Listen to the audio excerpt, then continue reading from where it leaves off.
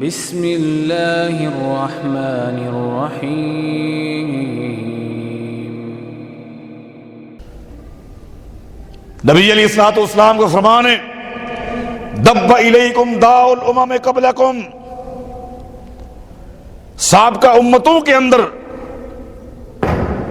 جو بیماریاں تھیں ان میں سے ایک خطرناک بیماری ہے جو مجھے خطرہ ہے کہ میری امت کو بھی لگ جائے گی۔ اللہ ہم سب کو محفوظ فرمائے۔ دب الیکم داء الامم قبلکم، سابقہ امتوں کو بھی یہ بیماری لگی تھی، اس بیماری کی زد میں آئے تھے، مجھے خطرہ ہے کہ یہ بیماری میری امت کو بھی لگ جائے گی۔ وہ کیا بیماری ہے؟ فرمایا کہ الحسد والبغضاء، وہ بیماری ہے حسد۔ وہ بیماری کیا ہے؟ حسد ہے، بغض ہے۔ یہ خطرناک بیماری ہے۔ یہ بیماری براہ راست انسان کے دل کو لگتی ہے، دل کو لگتی ہے حسد کی بیماری۔ حسد کسی شخص کو آپ کے محلے میں، معاشرے میں جس میں آپ رہتے ہیں، آپ کے کسی دوست کو اللہ نے عزت دی، اب اس بندے کو تکلیف ہے کہ اس کو عزت کیوں ملی۔ کسی کو عہدہ ملا، اس کو تکلیف ہے کہ یہ عہدہ کیوں ملا۔ اللہ نے دولت سے نوازا، اس نے خوب ترقی کر لی، جھوپڑی میں رہتا تھا، آج بنگلے کا مالک بن گیا، پیدل چلتا تھا، گاڑی نیچے آ گئی، اب اس بندے کو تکلیف ہے، اس کو تکلیف ہے کہ اس کو ترقی کیوں ہوئی۔ چار بندے اس کا احترام کیوں کرتے ہیں، اس کی عزت کیوں کرتے ہیں، اس کا حلقہ کیوں بڑھتا جا رہا ہے، ترقی کیوں کرتا جا رہا ہے۔ یہ حسد ایک بیماری ہے، بیماری جا کر سیدھا دل کو جا کے لگتی ہے، اور جو ہی بیماری دل کو لگتی ہے اور دل میں سے ایمان کو نکال دیتی ہے۔ اللہ اکبر، لا یجتمع فی جوف العبد الایمان والحسد۔ نبی علیہ السلام فرماتے ہیں دل کے اندر یہ دو چیزیں جمع نہیں ہو سکتی، ایمان اور حسد، یہ دونوں ایک دل میں جمع نہیں ہو سکتی۔ اگر ایمان دل میں ہوگا حسد نہیں ہوگا، حسد ہوگا تو ایمان نہیں ہوگا۔ حسد ہے تو پھر ایمان نہیں ہے، اور یہ وہ خطرناک بیماری ہے۔ نبی علیہ السلام فرماتے ہیں الحالکہ، اللہ اکبر، جامع ترمذی کی مساہمت کی حدیث ہے، فرمایا ہے الحالکہ، یہ حسد، یہ بغض جو بیماری ہے، فرمایا کہ یہ استرا ہے، استرا، استرا کا نام سنا ہے نا، استرا ہے، یہ بلیڈ ہے۔ آگے فرمایا کہ لا اقول تحلق الشعر، یہ وہ استرا نہیں جو بالوں کو موڑ کے رکھ دیتا ہے، سر پہ استرا چلاؤ بالوں کا صفایا ہو جاتا ہے۔ میرے پیغمبر اسلام فرماتے ہیں کہ لا اقول تحلق الشعر، یہ وہ استرا نہیں جو بالوں کو تباہ کر دیتا ہے، ولیکن تحلق الدین، یہ وہ استرا ہے جو دین کو موڑ کے رکھ دیتا ہے، دین کو تباہ کر کے رکھ دیتا ہے۔ جس طرح استرا بالوں کو تباہ کر دیتا ہے، یہ حسد، یہ بغض، یہ ایسی بیماری ہے جو انسان کے دین کو پورے کے پورے کو تباہ کر دیتا ہے۔ بتاؤ، اور یہ وہ پہلا گناہ ہے، انہ اول ذنب غصی اللہ بہ، یہ پہلا گناہ ہے جس کے ذریعے اللہ تعالیٰ کی نافرمانی کی گئی ہے۔ یہ پہلا گناہ ہے، آپ اندازہ لگیں، یہ حسد یہ پہلا گناہ ہے، اول ذنب غصی اللہ بہ، سب سے پہلے جس گناہ کے ذریعے اللہ کی نافرمانی کی گئی وہ یہ حسد ہے۔ اللہ نے حکم دیا آدم کو سجدہ کرو، سب تیار ہو گئے الا ابلیس، ابلیس تیار نہ ہوا۔ اس نے کیا کہا تھا؟ انا خیر منہ، انا خیر منہ خلقتنی من نار وخلقتہ من طین، میں اس سے افضل ہوں۔ اس کو گھمنڈ کھا گیا، میں افضل ہوں، یہ آگے نکل جائے، میں اس کے آگے جھکوں، میں اس کی تعظیم کروں، میں اس کا احترام کروں، میں تو بہتر ہوں۔ اس ظالم کو یہ پتہ نہیں تھا کہ اس چیز کا تجھے علم ہے یا رب کو علم ہے کہ کون افضل ہے؟ تیرا خالق بھی اللہ، آدم کا خالق بھی اللہ، حکم تو اللہ کا ہے، تو کہہ رہا ہے۔ حسد میں آ گیا، حسد میں آ گیا، ابلیس کو حسد نے تباہ و برباد کر دی۔ فَمَا الَّذِي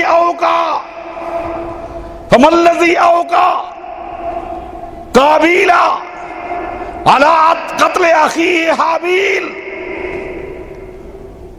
قابیل اپنے بھائی کو قتل کرنے کے لیے تیار ہوا، کیوں تیار ہوا؟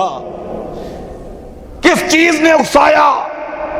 یہی حسد تھا، یہی حسد تھا۔ حسد نے اس کو تیار کیا۔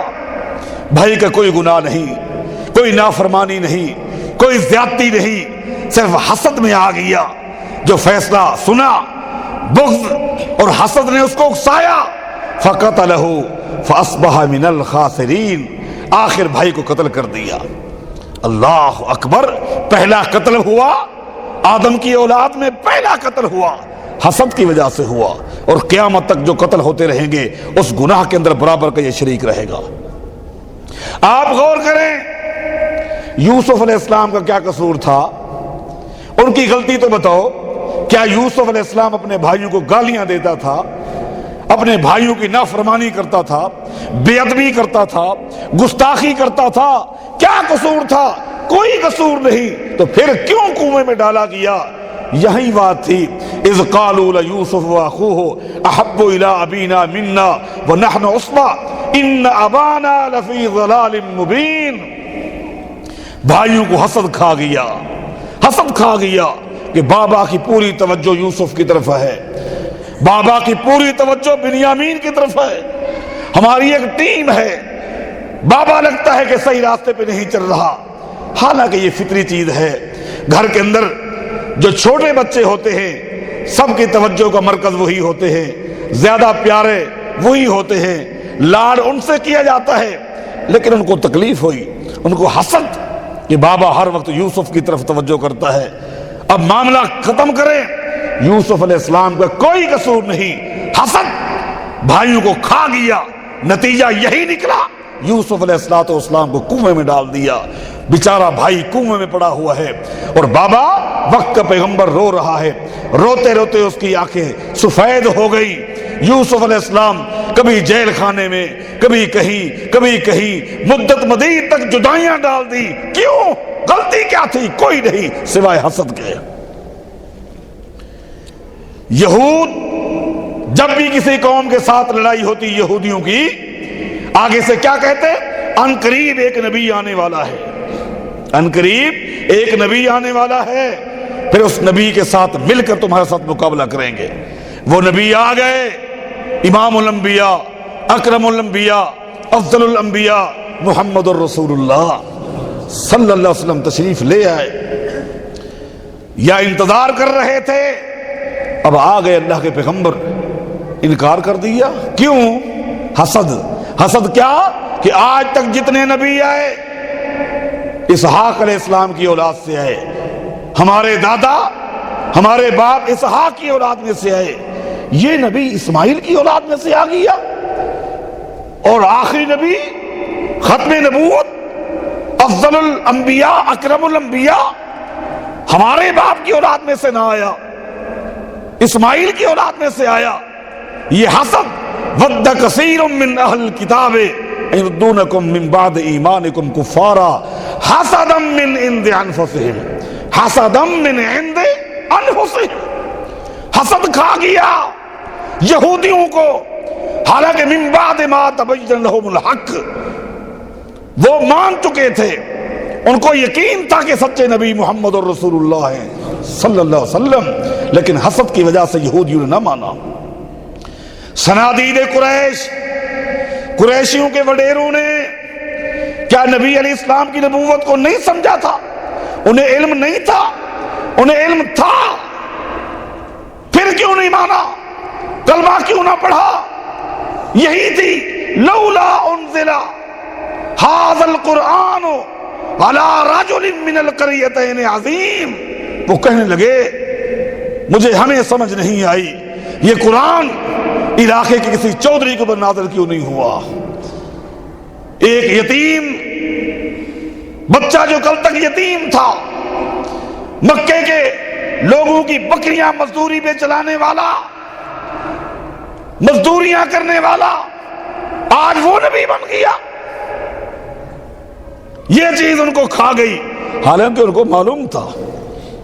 مغیرہ بن شعبہ رضی اللہ تعالیٰ عنہ فرماتے ہیں میرے اسلام لانے کا سبب ابو جہل بنا تھا۔ ابو جہل بنا تھا۔ وہ کیسے؟ کہتے ہیں کہ ایک دن میں ابو جہل کے ساتھ جا رہا تھا، میرا ان کے ساتھ یارانہ تھا، اس کے ساتھ دوستی تھی۔ جب بھی آتا مکہ میں ابو جہل کے پاس ٹھہرتا تھا۔ صبح کا وقت ہے، ابو جہل کے ساتھ میں چہل قدمی کر رہا تھا، آگے دیکھا ایک حسین چہرے والے آ رہے ہیں۔ کون ہے؟ محمد الرسول اللہ صلی اللہ علیہ وسلم۔ نبی علیہ السلام جب قریب آئے، آپ نے ابو جہل کے سامنے دعوت حق کو پیش کیا۔ ابو جہل سنتا رہا اور سننے کے بعد کہتا ہے واللہ لو اعلم انما تقول به حقا، اللہ کی قسم اے محمد صلی اللہ علیہ وسلم، اگر مجھے علم ہو جائے کہ جو تو کہتا ہے وہ سچی بات ہے، اگر تیری نبوت کی سچائی کا مجھے علم ہو جائے لاتبعتک، اللہ کی قسم میں ضرور تیری اتباع کرتا۔ اگر مجھے علم ہو جائے کہ تو سچا نبی ہے میں مان لیتا۔ کہتے ہیں مغیرہ بن شعبہ کہتے ہیں یہ بات کہی اور محمد الرسول اللہ صلی اللہ علیہ وسلم چل پڑے۔ جب جدائی ہو گئی تو ابو جہل نے مجھے کہا مغیرہ واللہ انی لأعلم انما یقول به حقا، اللہ کی قسم، اللہ کی قسم مجھے معلوم ہے محمد کی ہر بات سچی ہے، ہر بات سچی ہے، یہ سچا نبی ہے۔ میں نے کہا پھر کیوں نہیں مانتے؟ اس نے کہا مانو تو آج جو پنچایت میرے گھر میں لگتی ہے پورے مکے والوں کے فیصلے میں کرتا ہوں، مجھے تو اپنا بھی فیصلہ محمد سے کروانا پڑے گا۔ یہ چدراہٹ، یہ حسد کہ لوگ میرے پاس آتے ہیں میں وہاں جاؤں، یہ خطرناک بیماری ہے میرے دوستوں، میرے بھائیوں۔ ابو داؤد کی حدیث ہے، اگرچہ اس روایت میں قدر کلام ہے لیکن ان مؤیدات کی وجہ سے اس کو مانوی اعتبار سے صحیح کہیں گے۔ نبی اسلام فرماتے ایاکم والحسد فإن الحسد یاکل من الحسنات کما تاکل النار الحطب۔ اور لوگوں اس خطرناک حسد والی بیماری سے اپنے آپ کو بچاؤ، بچاؤ۔ یہ ایسی خطرناک بیماری ہے جو انسان کی نیکیوں کو ایسے برباد کر دیتی ہے جیسے خشک لکڑیوں کو آگ تباہ کر دیتی ہے۔ یہ بیماری، یہ کبائر میں سے وہ گناہ ہے جو خالی گناہ نہیں ہے بلکہ پورے دین اسلام پر پانی پھر جاتا ہے۔ حسد، جلنا، سڑنا، کڑتے رہنا۔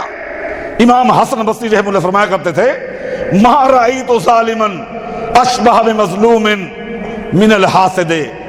دنیا کے اندر یہ واحد ظالم ہے ظالم، حاسد، حسد کرنے والا، بغض کرنے والا، یہ دنیا کا واحد ظالم ہے کہ جس کا چہرہ مظلوموں والا ہے، جس کا چہرہ مظلوموں والا ہے، کڑتا رہتا ہے، دل میں جلتا رہتا ہے، کسی کی عزت، کسی کا عہدہ، کسی کا مقام، کسی کی شان، کسی کا حلقہ، اس کو تکلیف دیتی جا رہی ہیں چیزیں۔ چہرے پہ عجیب رونق نہیں ہے، کڑ رہا ہے، مظلوموں والا چہرہ ہے لیکن ہے چوٹی کا ظالم۔